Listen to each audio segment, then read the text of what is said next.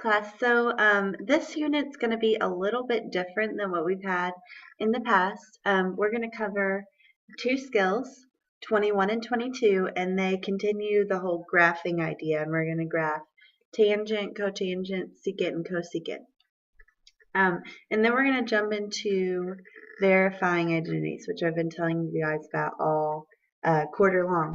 But what I want you to do is somewhere, I don't care where, I'm thinking about giving you guys one of these logs, but for right now, I would maybe write it at the top of each page that you're going to have in your ISN. So for skill 21, write these practice problems at the top of the pages for skill 21. And the same with 22 and the same with 23. That way you guys have the practice problems that go with your book in your ISN ready to go. I've had many people asking me for problems, and sometimes it can be a hassle. So I want you guys to have it written down for yourself. That way you can find problems that match up in the book. So with that being said, today's lesson is all about graphing tangent and cotangent. There are no words worth knowing. You know all the words that you need to know in order to do this lesson. And in fact, if you look, the forms are even the same, and the letters are even nearly the same, A, B, C. So we're going to look at how these things play into the graphs of tangent and cotangent. Now, in your book, I just want to give you a glimpse of what we're going to be working with. If you recall, back in one of our previous skills, when we found tangent of these quadrantal angles, we got undefined. That was our answer. And so you can see here that affects the graph. We have vertical asymptotes at the quadrantal angles where tangent is undefined. So our graph of tangent should always look something like this.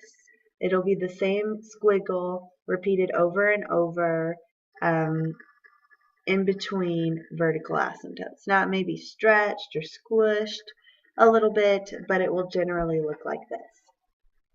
So now go ahead and grab your foldable.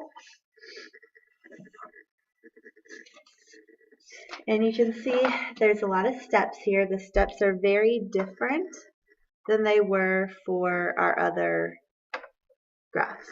That's why I separated them entirely. I didn't want to squish them into one assessment and you get completely lost. So before we had like horizontal shift, and we said that was C over B, etc., etc. All of that, set it aside, because now we're going to be doing a totally different set of steps to graph tangent. So our first step is going to be to find two consecutive asymptotes by solving these two equations. So the reason why I showed you that graph at the beginning is because you know now that every tangent graph is going to have asymptotes. It's just a matter of where are those asymptotes located. Well, here are your two equations to figure out where two consecutive, that means one after another. So here's one asymptote, here's the other. This is how you can find two that are right in a row. Maybe above this, put in a row, because I bet some of you didn't know that word. Okay.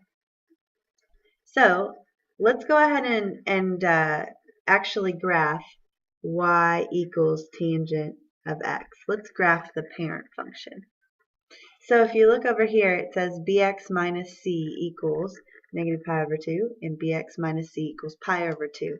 So every time you're going to start by setting basically your argument, whatever's after tangent, equal to these two quantities, this guy and this guy. So let's do that over here. Step 1. And yeah, I know it's going to run into our graph a little bit, no big deal. So we're going to put our bx minus c, which here is just x, equals negative pi over 2. Well, boy, that was easy. All right, and now let's take our argument, x, and set it equal to pi over 2. Voila, there's two of our asymptotes. So I'm going to go ahead and draw those in here. Here's negative pi over 2, and here's positive pi over 2. And I'm going to go ahead and draw in my vertical asymptotes. Not too bad. I'm going to highlight step 1 and highlight these guys because that's the important part, is setting your Vx minus C equal to those.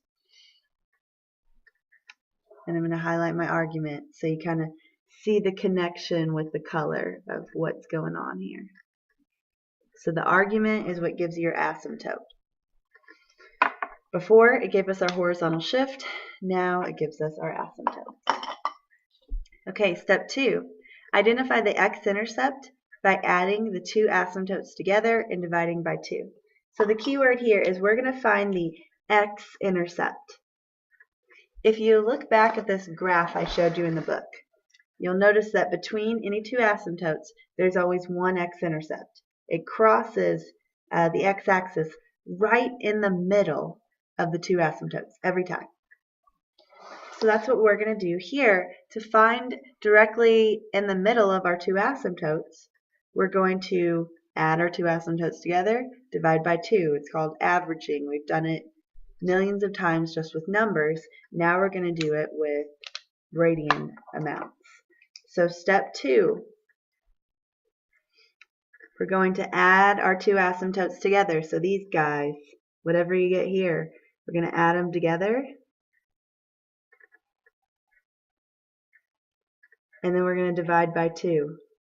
So we get 0 over 2. That was handy. So our x-intercept is 0. And I should have put x equals here. So we'd know that's our x-intercept. That's our 0. It's 0, 0. So it's going to cross right there at x equals 0. Now let's add some color so we can kind of see visually in our notes. We're going to add the two asymptotes and divide by 2. And that's what we do over here. We take our asymptotes, we divide by 2, we add them together, divide by 2, and whatever we get is our x-intercept. So hopefully that color can kind of help you if you look back at your notes. If you don't believe in highlighting, well, sorry for you, but I think that that's definitely going to help you see where the steps go together. So now we've got our two asymptotes, we've got a point. That's not enough to actually draw our squiggle though. So in step 3, we're going to find the 2 points between the asymptotes and the x-intercept. These will have coordinates of -a and a. So all of a sudden, we've got our a, what used to be amplitude, coming into play here.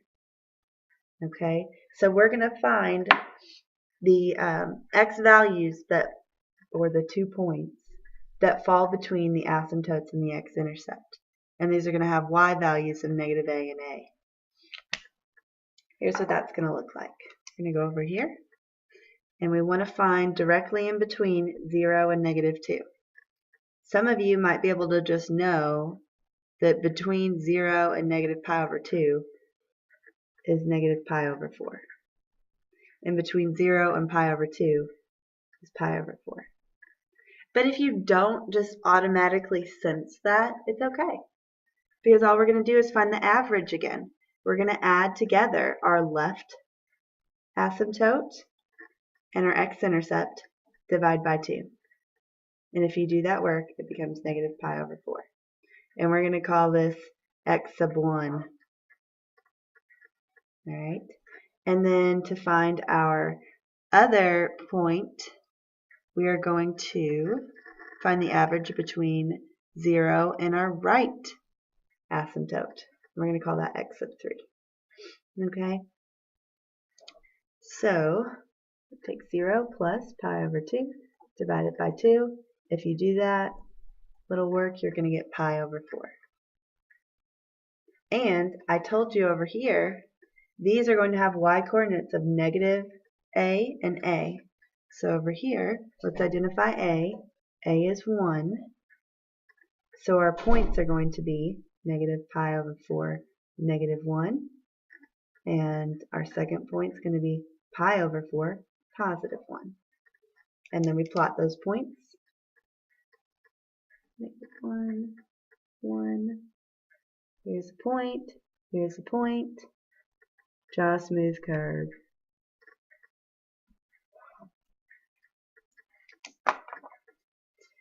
And I'm going to add some color to help that all make sense. I'm going to highlight my A, so that kind of matches with our highlighted A's over here.